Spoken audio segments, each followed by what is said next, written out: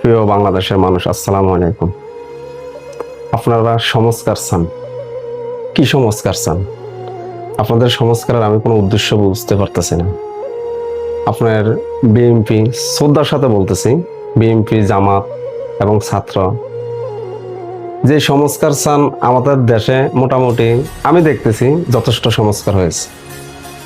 আমাদের রোড ঘাট, নদী নালা যা আছে এভাবেই থাকুক।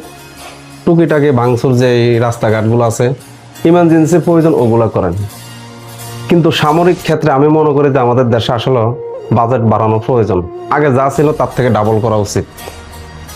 কিন্তু এই বাংলার জাতি আসলে বাইরের কোনো হুমকির কাছে আগেও মাথা নত করে নাই, এখনো বর্তমানে করবে না। স্পষ্ট মেসেজ আমাদের। প্রিয় বাংলাদেশের মানুষ, আসসালামু আলাইকুম। আপনারা সংস্কার চান, কি সংস্কার চান? আপনাদের সংস্কারের আমি কোনো উদ্দেশ্য বুঝতে পারতেছি না।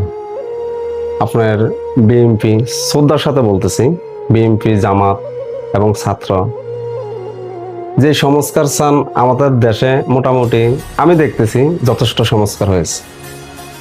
আমাদের রোড ঘাট, নদী নালা যা আছে এভাবেই থাকুক।